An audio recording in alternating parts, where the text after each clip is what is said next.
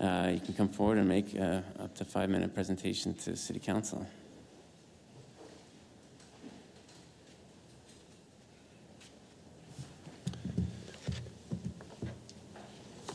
Thank you, Your Worship. As mentioned, my name is Keith Moen. I'm the Executive Director of the NSBA, Saskatoon's Business Association.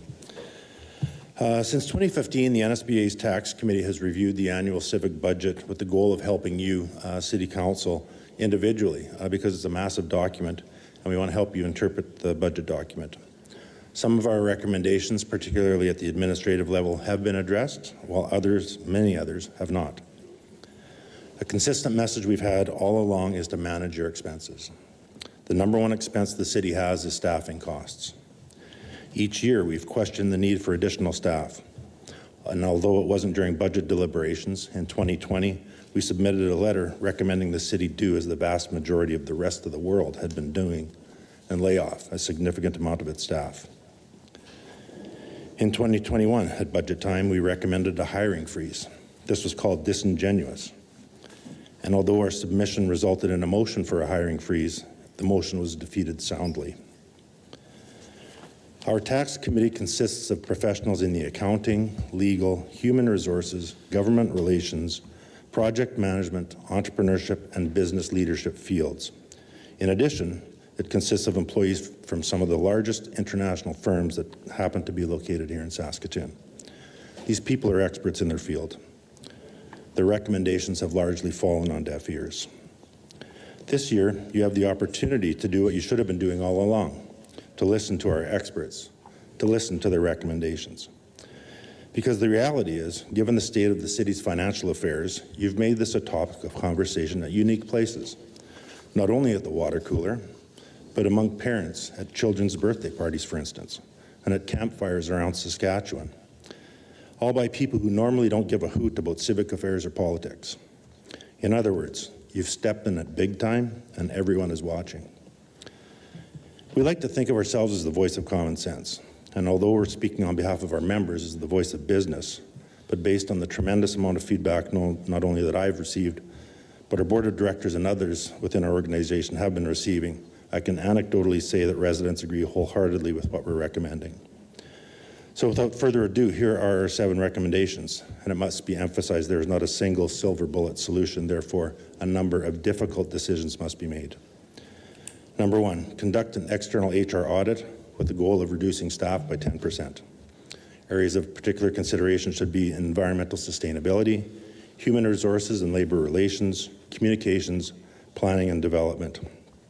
Number 2, implement a more stringent efficiency and productivity agenda. Number 3, anticipate reduced revenues due to inflation and changes in spending patterns.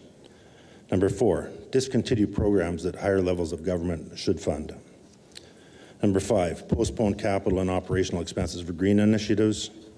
Number 6, pause all major capital projects. And finally, number 7, liquidate the greenhouses on 33rd Street and Avenue P. It's important to note with regards to number 6 that we still strongly support the DEED project and will continue to do so into the future. However, we think the focus should be presently on operational efficiencies over capital projects at this point in time. We've provided 7 recommendations to give you a menu of options to consider because we know you likely won't even consider them all. But if you did, you'd be looking at a surplus, not a deficit. If you do pick and choose, the workforce item and productivity agenda, which are numbers 1 and 2 and go hand in hand, are the most critical. With regards to the labor force, here's the other reality today. Like the opportunity you had in 2020, you have just as big of an opportunity today because of the $70 million hole over the next 2 years, which cannot be ignored.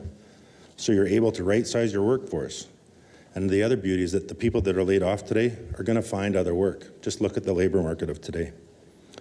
You've hired 500 people since 2017, and these positions never go away, and therefore these costs never go away. So it's not just for the year in which they're hired. And it's not just salary, but it's salary plus pension, plus benefits, plus employer costs.